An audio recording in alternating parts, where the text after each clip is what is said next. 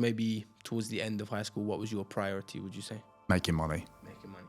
Making money and people knowing who I was rather than, oh, you're a student, you're at school. No, I'm more than that.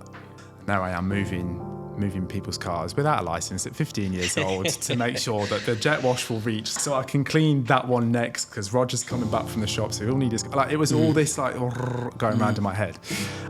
Maybe I should have rephrased that. You're moving to Dubai. I was like, I'm not moving to Dubai. No, this is ridiculous. I'm not moving. I'm happy where I am. And I remember him saying, Cam, you don't know the level that you could get to. You know, when I first started, we had 75 people. We've got 500 plus. Multiple offices, you know, the world is in a very different place, and thankfully, you know, I am and the business is. But during their first 12 months, it's highly likely they could exceed six figures or reach very close to six figures. And we're talking six figures English, £100,000 in 12 months. Hello, Cam. Thank you so much for joining me on Past, Present, Future. Thank you for having me. You're very welcome. Firstly, I would like you just to briefly introduce yourself, who you are and what you do. Okay, so my name's Kameron. I go by Cam most of the time. I guess at heart, I am a recruiter. I'm a real estate agent. I'm a husband. But more recently, I'm a recruiter, and I recruit for Allsopp and Allsopp. Most of the time, I'm recruiting for real estate agents. That's why there's so many in town now. And then I have Allsopp and Allsopp Executive Search, which is a recruitment agency alongside Allsopp and Allsopp Group, and we recruit for clients throughout the city and beyond. Fantastic. So instead of starting at the beginning, I want to go a little bit before the beginning. Okay. So if you could just tell me a little bit about your parents. Ooh, okay. This is not scripted, is it? This is not scripted. My parents are incredibly loving, push you when necessary, have always been happy to see me succeed in whatever I want to do. My mum specifically is very inspirational in terms of the way that she's raised her children, hopefully made 3 good kids, 3 good boys. And I look up to them, certainly as parents, but I'm very conscious that we're different. To the point that and not necessarily in a bad way, but almost like there's a generational shift. Got you. Okay. Yeah. And what did they do work-wise? So my mum turned her hand to many things, but her best job was being a great mum and housewife. And my father worked in a not very glamorous role in an abattoir, although managed the abattoir, didn't necessarily get his hands dirty every day, but yeah, both hardworking. Would you say you're specifically like one or the other more, or are you a down the middle 50-50? I mean, if you see photographs of us, me and my mum are identical. Spitting. Really? And I'm very much like her, the good and the bad. But I would say I'm probably more my mum. I'm more hot-headed. Thankfully, as I've gotten older, I've become less hot-headed. But yes, definitely more like my mum. Interesting. Okay, so where did you grow up exactly? Right in the middle of England. And anybody listening and watching this will laugh because they will probably heard me say it. We lived in the middle of England. Leicester is very close by to where we lived in a village called Croft. It was very close to the very centre of England. So you're the furthest away from any, which was quite cool. But rural England, you know, go out on your bike, play until it gets dusky, make sure you're home before it gets dark, you know, village life. Did you think that you were always going to move away? Or did you? Never. Never. Never. So, okay, so Never. you actually always thought that was where you were gonna be. I wouldn't say I necessarily had any specific plan. I was going to say, does anybody? But people do. I didn't. I knew that I didn't necessarily want to stay in that village. I didn't want to be, you know, buy a house, have kids, and stay in that village. So I wanted to move close by.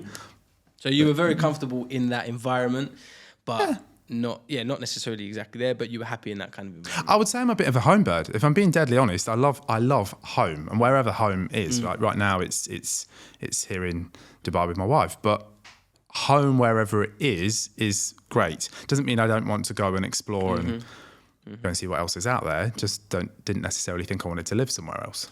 I think school definitely, or how someone was in school. Coughing all over the gaff. How someone was in school can really affect the rest of their life or the school experiences they had. How would you describe yourself in school and your school experience?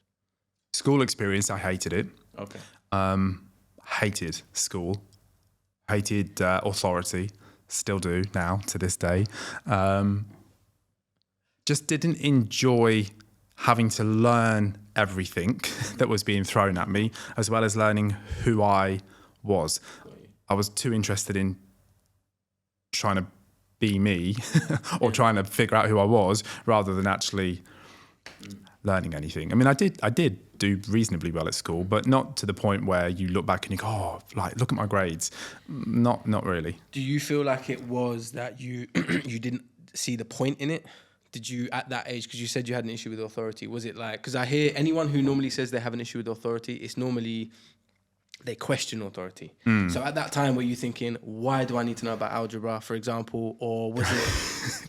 That's it. Yeah. So I was about to say algebra. Yeah. You learn algebra. Okay. Have you ever used algebra? I didn't use it then. Right. Never. And I don't even think I could tell you what it is. Something to do with the triangle and 3.14 recurring or something. I don't even know. It wasn't necessarily that I didn't see the point in it. I'm going to offend maybe some people. And my wife is a teacher by trade, so maybe I'll offend her. I didn't find my teachers particularly inspirational. I didn't look at them and think, I want to be like you. Why do I want to be a 50-year-old geography teacher who clearly doesn't want to be teaching kids? Exactly. I didn't enjoy I want to be infused by people. I want to look at somebody and learn from them because I want to learn from them, not because we're being told that at the end of the week we've got a test. Exactly. I don't want to do the test, so I just won't be here. Yeah. That's the mindset I have. Whereas if I'm enjoying it, I'll learn, and I want to listen to what you're saying. So in high school, what was your main focus? What would you say your priority? I know different years you'd have different priorities. Maybe towards the end of high school, what was your priority, would you say? Making money. Making money. And people knowing who I was rather than, oh, you're a student, you're at school. Okay. No, I'm more than that. Yeah. What sparked that at that age? Because you might not be able to pinpoint one thing, maybe you don't even remember that thing. I've heard a lot of people say that there's normally a situation or something that sparks that, I want to earn money. We never went without anything as children, but we never had an abundance of money, if that makes sense. You know, we were comfortable, we went on holidays, we had everything that we needed, not necessarily everything we wanted. I didn't want to rely on anybody for that. So you've got to go out and earn your own money. And, you know, back then I spent it on stupid things like cars, depreciating assets, clothes, holidays, whatever. You know, things that now you look back on, you think, imagine if I'd have saved some of that money. But I think the turning point was wanting to get out and do stuff and be independent, I guess. Not have to say to mum and dad, can you take me on could you give me some money for this, or could you give me a lift there? Yeah. I'm going there and I'm paying for it. Got you. We'll talk about it later. Do you remember the first time you made money, made a profit, something like that? The first transaction? Do you remember the very first transaction? The very first transaction is something actually we've not talked about, and it was setting up a small table. It was an old decorating table on my front garden. Well, actually, it was on the roadside so that it would attract passers-by. I sifted stones from our driveway and found the shiniest, nicest looking ones, and I displayed them on the table. I sold them. Fantastic. What age was that? 10? No, yeah, 10, 11. Old enough to be able to go and sit by the road. Old enough to go and sit by the roadside to know that I shouldn't cross. You look both ways and whatever. But certainly young. And yeah, I remember the guy that bought the stone. My first transactions was the guy that lived over the road. How was that feeling? What was that feeling like? Yes. So I had my brother next to me. He must have been about 4 or something, I don't know, and he's there like shining them and making sure they Vice look President, good. he's there. VP of sales, VP for of sure. Sales, yeah. And I remember just getting the money, and I can't even. What's sad is I can't remember how much money it was, but it was coins. Yeah, it was a few coins. And I just remember I had this bag that I got some old coins from when we went to some castle on a school trip, and I remember thinking that was like my. That's my wallet. It was just a little, just a little red velvet bag, and I remember putting the coins in and thinking, "That's mine." That's brilliant. My brother was like, "Oh, what's that?" It's not yours. Like you're there to polish the stones. The money's not yours. That's mine. Do you remember roughly how long you did that for? Maybe it was just a summer. It was one of those things to fill the time. Yeah. I don't really envy my mum over the summer period. I don't really envy any parents over the summer. What are you doing with your kids for 6 weeks? Like, it's a nightmare. Yeah. But, British summer, get out, go and thrift, sift stuff. I mean, if you were a fly on the wall now and you were looking back and you've seen 2 kids selling rocks on their driveway and selling it to passers-by, like stupid really, but yeah. So at some point, at around 14 years old, you then moved on to something else. Let's just say you then moved on to something else. Yes. I would like as much details as possible and go for it with this story because it's a brilliant story. So what was the next thing you did before I get onto that point, you said to me you class yourself as a salesman, not an entrepreneur. Yes, when we spoke off camera, yeah. Everything that you're saying and what will be said, a lot of people would say this is a textbook entrepreneur. In your head, what is the difference? Or in your mind, what is the difference between salesman and entrepreneur? And why do you make that distinction? So if I think about how I view entrepreneurship right now, it is going it alone and starting a business on your own. That's how I view it. And as somebody that likes human interaction, and as somebody that likes to bounce ideas off, I believe I work better in a partnership. I certainly don't want to be, or don't love the idea of being an employee. Of course, I know, many people are, and I am. But I'm an employee with a partnership mentality, and I'm very fortunate with the employees that I have. However, sales is a raw fire in the belly. I love selling something to somebody and the feeling that you get that smile, that thanks at the end or whatever. I don't necessarily enjoy that lone wolf entrepreneurship, but maybe that's a warped view of my own, because I am a self-starter, but I just enjoy having people around me on that journey. Got you. Yeah. So what was the next business endeavor for Well, you? let's just launch it by saying what it was called. And it was KJLH, which are my initials, valeting services. And if you don't know what valeting is, it's washing cars. Fantastic. Basically, the summer of selling rocks, I enjoyed that money, but of course it was only a summer. Of course, you then go back to school. I enjoyed selling, and I loved washing cars. And I would wash my parents' cars like twice a week. Like, do you want the car washing? No, it's clean. Oh, I'll wash it. Okay, fine. And then gradually my neighbours would see what I was doing. And then the person over the road that bought the rocks was like, oh, we could do with our cars washing. And it would be like a Saturday afternoon or Saturday morning before we go out, like wash a few cars. The more you do, the more money I earned, the more clients saw me, word of mouth grew. My mum was incredible because she would go to the shop or whatever and she'd say, oh, if you need your car washing. And I made these business cards, which were not card, they were paper, by the way, with a little photo of a car. In fact, I was going to bring it with me today and I completely forgot, but it had a little car with the bubbles on and the KJLH valeting. And she would just hand out these little paper slips. And I think at one point I even did little vouchers. I think I'd seen it somewhere where we'd been on a day out somewhere as a family and, you know, you tear the voucher off and you keep that bit. And you go, oh yeah, I like that, I'll do that. I don't think my parents enjoyed the ink still on our little home printer in the corner of the living room. It gradually, I say gradually, very quickly grew. And maybe over the space of probably about 4 or 5 years. I started when I was about 12 or 14. No, I started when I was 14. And I remember starting initially and just having the box that I would carry to the neighbours' houses. And we're talking like 3 or 4 doors away, so it was easy to do.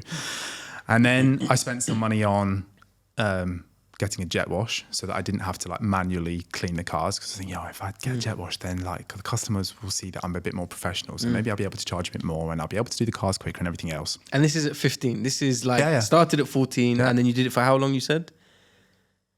I stopped when I started my first proper job, which I suppose we'll go on and talk about. Yeah. Even though looking back now, slogging your guts out. That is 100% a proper job. And I told you last time, that counts as one of your jobs. It should be on your LinkedIn. Actually, or your I should CV. definitely put it on there. Yeah. But I did that really until I was 17. So we're talking 3 or 4 years. Got you. Yeah.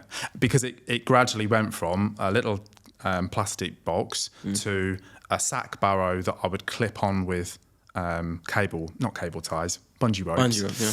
To then put it in the back of my car. And so how much were you earning per week at the peak of this valet service? Well, probably should start off by saying that I would wash the cars for £5. Okay. If it was a bigger one, you might get a couple of quid extra or whatever, but it was £2.50 in and it was £2.50 on the outside. Mm-hmm. So you're earning £5 per car. And most people would, I guess looking back on it now, feel a bit sorry for you. So they'd be like, oh, yeah, I'll have both. Yeah, that'll be fine. And I was at one point doing a round of 70 clients. And some clients had more than one car. So yeah, at the peak, you're earning 350 quid. So between the ages of 14 to 17, washing cars in your local area, up to 70 clients, £350 per week. Yeah. I mean, that is... And it's only really when we spoke the other day that you look back and you think, why did I stop? But I stopped because society and the people that you had around you were like, you should get a proper job. Not my parents. They actually, even to this day, they say, we could have seen your car washers on the side of the road and everything else. But you think that you need a proper job. An office job at that particular time is what I thought I needed to be successful. We're not that old.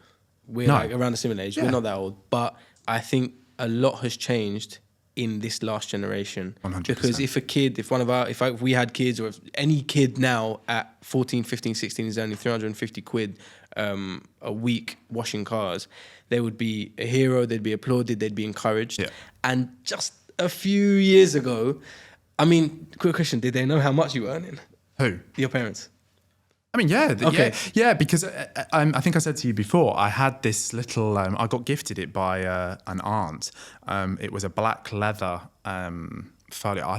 I literally thought I owned the job. I thought I was like Donald Trump. Like I had this black leather folder and inside I had my client list, I had my business cards, I had my invoices, and I thought I was the Don Juan. I'd swapped my velvet sack of coins for this leather folio and I thought I was everybody. But I would regularly sit and do my accounts. So, you'd earn all your money and my hands are freezing cold after being out all day. They've got like all shrimped up because they've been in the water all day. Yeah. And there I am counting my money. I loved it. Like, so they did know. And I never, this is awful admission, I never gave any of it to them. Got you. But at that age, I mean, you're allowed at 15. It was that selfish thing of, I've gone out, I want to earn, I want rightfully, money, I rightfully. want this, it's mine. But yeah, they knew how much I was earning. From a lot of your stories and from when we talk, your, how do you say, your attention to detail seems very, very important and seems a key to a lot of everything. Mm-hmm. It's just something you're born with? Was it something someone told you about? Not told you about, but is it just something you're born with, would you say? It's ingrained in me. Got you. And I wish it wasn't sometimes, because that strive for perfectionism can have a negative effect on anything, on me, and sometimes on those people around me, because I expect sometimes too much from people, whether that's loved ones or family or friends or colleagues.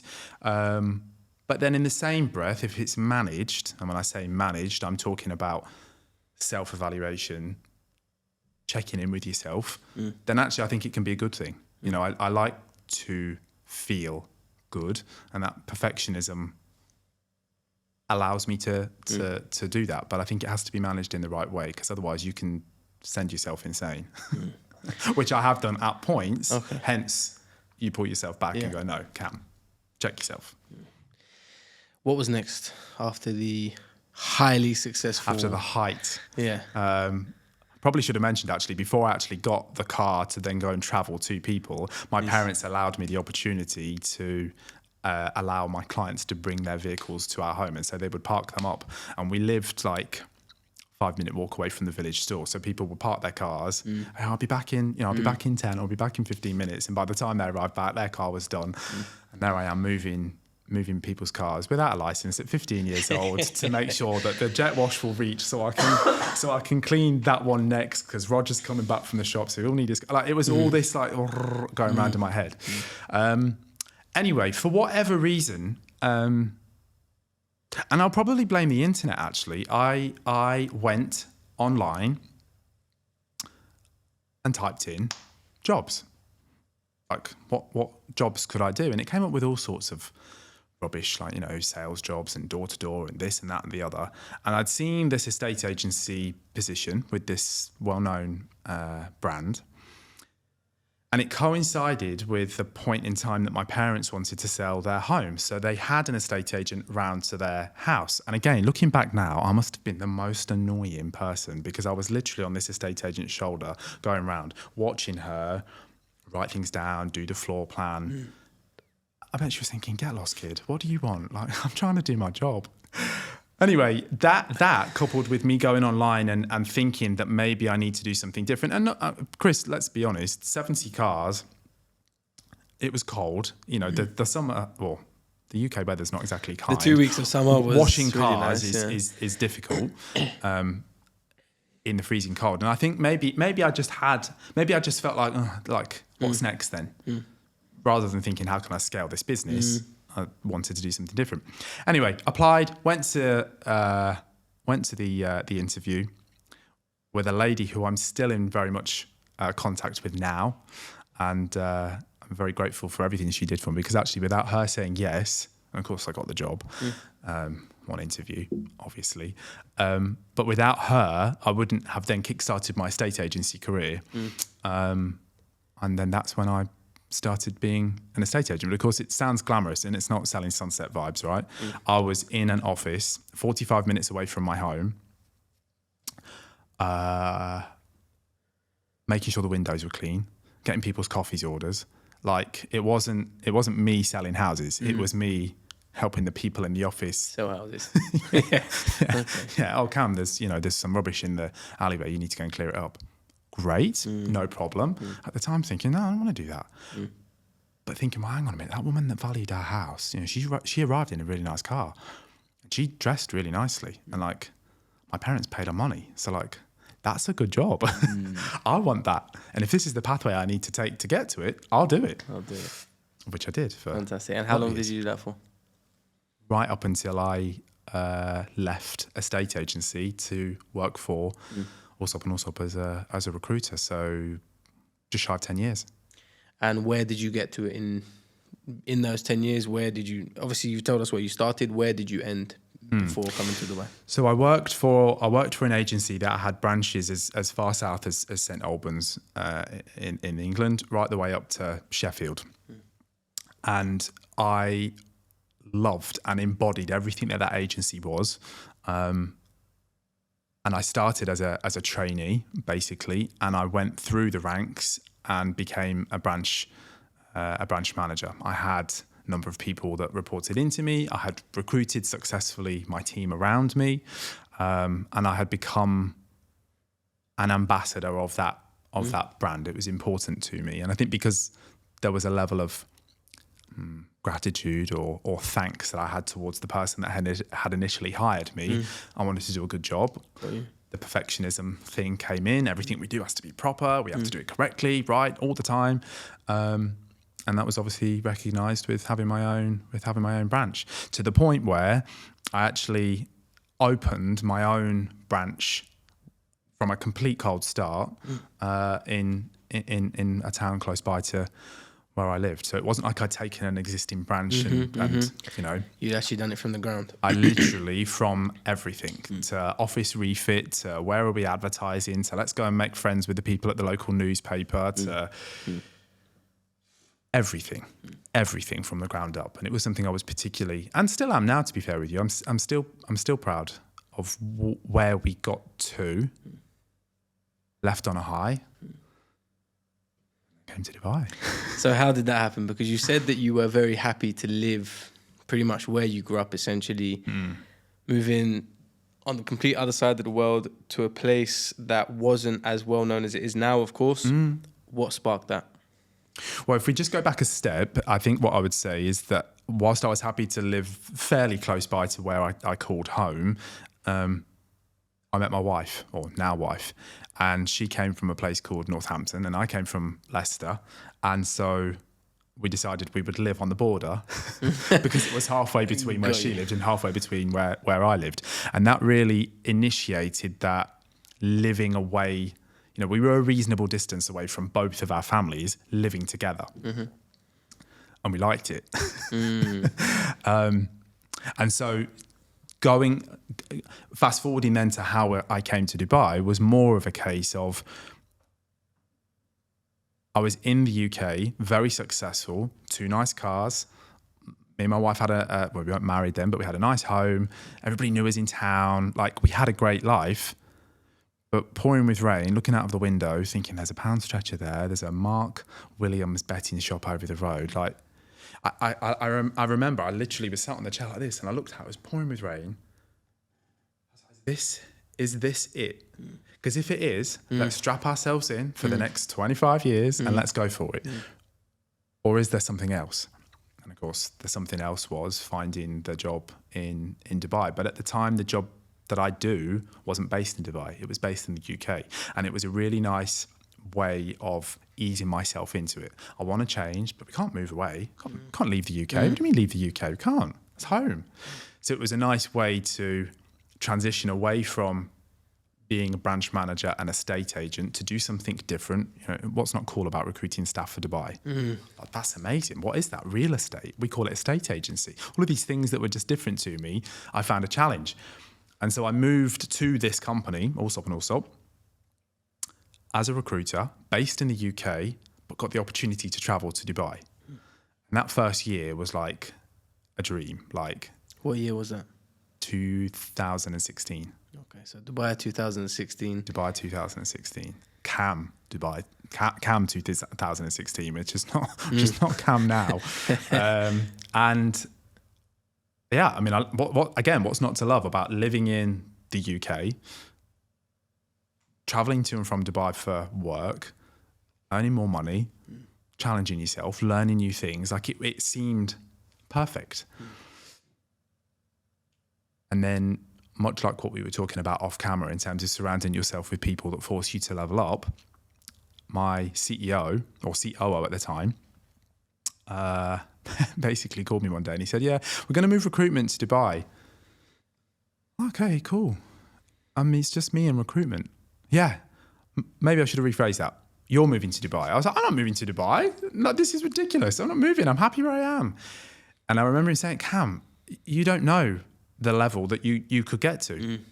Like, the job is going to be moved to Dubai. If you want it, take it.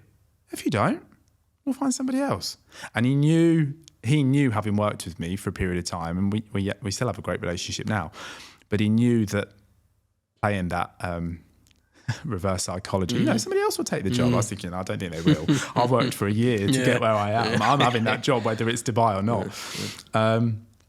And went home to Amelia. The conversation was just easy. Really? And that's how you know when you've got a great life partner, because there's no tussle, so to speak. Not suggesting that she was a pushover and she said, yeah, no problem. But it was very much, okay, organically, this sounds good. Yep. How does it work for both of us? What are the pros? What are the cons? Yeah.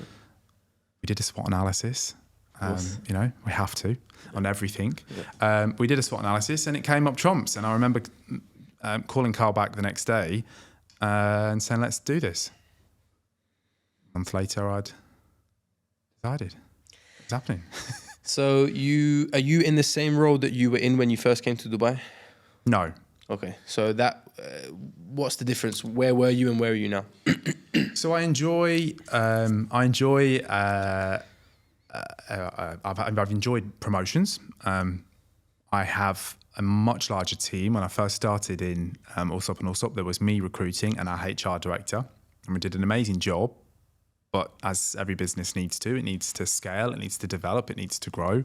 And my ideas for the department were that we needed to be bigger and we needed to attract more people, and that was in line with, what Carl and Lewis, our owners, wanted. To the point where now both of my teams, internal talent acquisition, which is one hat I wear, and then the recruitment agency, which is the other hat I wear, there's 14 of us, which is great. The headcount for the business is increased tenfold. When I first started, we had 75 people. We've got 500 plus, multiple offices. The world is in a very different place, and thankfully, I am, and the business is. But starting as a head of recruitment, which was a new role for the business, having never full-time recruited.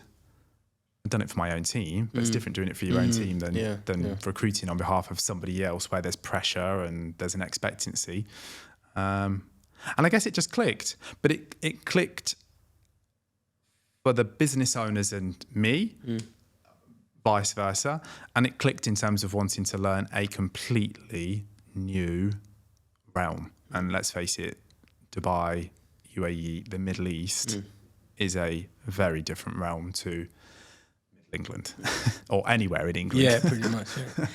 So if we speak about the roles that you're hiring for now within Allsopp and Allsopp, what would someone expect coming into Allsopp and Allsopp with zero experience in that field? Because I know you've got quite a few people who come in with zero experience. 100%. I think there's an argument really that people without experience sometimes can be molded in a certain way, and that's true in anything in life. But what makes a good salesman? Hunger, yes, drive, determination, knowledge of the product, all of those things. At no point did I say experience doing the job. It's all of the other things, the peripheral things that make somebody successful. So the people without experience, yes, but equally the estate agents, the car salespeople, all of those people make a really, they make an eclectic mix of people that are very successful. But answering your question, somebody can expect training, they can expect guidance, they can expect a platform to be able to deliver. How we see our business and how we see the way that people join us and we want them to develop, we nurture high performers. You might join as a plumber, as in you were a plumber and you joined as a real estate agent. If you've got that drive, that determination, you've got a goal, you've got great people around you, you've got a good support network that's going to be there to guide and help you through, the sky's the limit. The real estate market, really in the last 7 or so years that I've been working for Allsopp and Allsopp, has only gone one way, and likely will continue to for many, many years, considering the infancy still of the real estate market here. But if you've got a really great support network and platform, and you bring the drive and the determination, and maybe you've got a specific why that you're wanting to do it, you can be really successful. And so it's not hard to, but we can't talk about figures. How much with the drive, the determination, and everything that you guys as a company give, financially, how much can a high performer expect? Ballpark figure, if you're allowed to go into. No, I can. And I think it's really important to shed some light on this, because there is lots and lots of talk, positive and negative, about the real estate industry in Dubai. Specifically earnings, if we take a model candidate, and model employee, during their first 12 months, it's highly likely they could exceed six figures or reach very close to six figures. And we're talking six figures English, £100,000 in 12 months. When you take into consideration that you've got to be earning almost double that in the UK or the US or Australia, where the tax rates are much higher, it seems a very nice proposition for people. And caveat, that doesn't mean everybody that joins us is going to earn six figures in their first year. Of course. There are people that will earn more than that. There are people that will earn less than that. And actually, real estate in Dubai is a long-term game. And really, you've got to think about that for property as an asset class in general, right? You don't buy a property. Let's rewind. You could buy a property and the market could increase in the year and you could sell it and you could make a profit, yes. But historically, if you bought a property 10, 15, 20 years ago, even longer, and you evaluate the value of it now, it's likely going to have increased. Even with an up and a down in the market, a change in interest rates, cost of living crisis, the pound, Donald Trump, whatever, things will go on around. But generally speaking, the real estate market continues to increase. People want a piece of the action. So you, of course, you interview people. I know you said you've done quite a few today. Yes. What are just a few things that you look for, or a few things that make a good interviewee from the interviewer's point of view? Be real. We talked about this. Be real. The days are gone of let's Google what a good interview looks like. Do this, do that, do the other, sit up straight. Be you. If the person doesn't like you, likely in the first 30 to 45 seconds, the interviewer is going to make a decision on you. Unless you somehow miraculously win it back, it's over. And that's a scary thought, because you've prepped this presentation, you've thought about what outfit you're wearing, you've got here on time, your hair's great. But in 30 seconds, the interviewer's made a decision. And I use myself as an example. And I've had experiences in the past where I've interviewed and I've thought, it's gone, I've got the job. For X, Y, Z reason. Are you kidding me? I did everything textbook. You did everything textbook. The person didn't like you. It's as simple as that. You weren't a good fit for the business, or they didn't feel that you were right in whatever way. So a good interview, and what an interviewee can do, is be real. Of course, there's the standard things like shaking hands, eye contact, being on time, dressing appropriately. Don't be somebody else in an interview, because you've got that 30 seconds, but potentially a half hour interview. If it does go well and you've acted, you're acting for that entire time that you're employed. And that is ridiculous. So be real. Obviously come to the meeting prepared with figures or whatever if it's important. But if I think about the interviews that I do,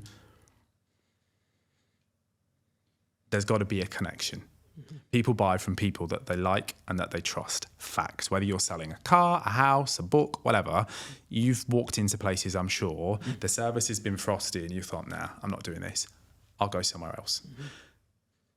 If I feel that the interviewee and I are getting on like a house on fire and there's a connection and we're both making each other feel at ease, there's that, it's a back and forth. Our clients will like it too. Whereas if it's trying to get blood out of a stone, or one-word answers, or the person's looking away, or they're on their phone. I mean, I've had all sorts of things in the past, but you know if you know, and 9 times out of 10 you're making a decision on that interview. You might not necessarily be telling the candidate, but you've made a decision on that interview as to whether or not you think they're suitable for the job. And make no mistake, the interviewee has made a decision on the interviewer just as much. Yeah, it's human nature, you're interviewing each other, right? Yeah. And I think sometimes that's what gets forgotten in recruitment. They're interviewing you as much as you're interviewing them. So you've both got to own it and be real. Yeah. Last question before I let you go. What are the keys to your success? From the car washing business up until now, are there any things that have stayed with you, up to things that maybe you've realized or kind of learned more recently? What are the keys to your success? Life's a cruel thing. The older we get, the more comfortable we feel in our bodies, the more comfortable we are with who we are, the less we care about what others think. And it's sad that we don't have this feeling sooner in life. And, you asked earlier on about, what did you think to school? And I hated it because everybody's going through puberty at different stages and there's so many emotions running high. And does that person like me? Do I like it? Weird. The older you get, the more you're like, I'm closing myself off to that, not bothered. Closing myself off to that, not bothered. And you focus on what's important. So I think definitely focus. But something that my wife and I have done really since we've gotten together is to evaluate where we are and what we're doing and what we want to achieve. And in the simplest form, that is a notepad of which we've got tens of notepads that we found the other day when we were clearing out. We're not getting rid of them. Never, ever. Memories.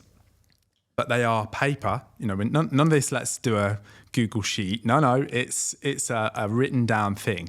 And we evaluate what we've done for that year. And it's usually a date between Christmas and New Year that we do it because it's our time to be together. And we both evaluate 5 goals each. So 5 for her, 5 for me, and 2 joint ones. We sign it. Like I proper do the S with the line, we sign it, we date it, it's a contract. And it's something which we hold ourselves accountable to throughout the year. Do we achieve everything on it? No. Do we achieve most things on it? Yes. But what has been really nice is, as I say, we found these books which we'd obviously put into storage. We'd then move to Dubai. They'd come over in a box that you think, sod it, I'll deal with that another day. It's humid in Dubai. You can't do anything else. So let's get the boxes out and sort them out. And we found, goals and evaluations from years ago. And again, you're like, we didn't achieve that year, but 2 years later, we bought that extra house, or we went to that country, or we stayed in that hotel that we really wanted to, or we started our own business, which my wife did last year. So I think evaluation is huge. And measuring yourself against you. Yes, okay, society, specifically nowadays, has a lot to answer for with regards to social media. If used in the right way, it's fantastic. Used in the wrong way, you can compare yourself to others too much. My parents always used to say about keeping up with the Joneses. We're still, as a society, keeping up with the Joneses in terms of what car we want or what we want to wear or the watch that we have. My wife and I take specific personal time to evaluate ourselves against ourselves. That's, I think, the biggest thing for us, as well as pushing each other and challenging each other. We have a massive degree of honesty, down to wearing that today, vice versa, or you're saying that, or you've written this. Not to be negative, but to just check each other. To be real. Are you sure? Is this you? Is this how you want to come across? And I think having that life partner, which I'm very lucky to have found quite early on. My wife and I have been together now 13 years. Remember at the beginning of the podcast, I said partnership. Partnership exists in different ways, and she would be an example of a partner in life, but also a business partner. You sound each other off, right, for what you want to do, what you want to achieve. So evaluation, I think, is probably my biggest one. Fantastic.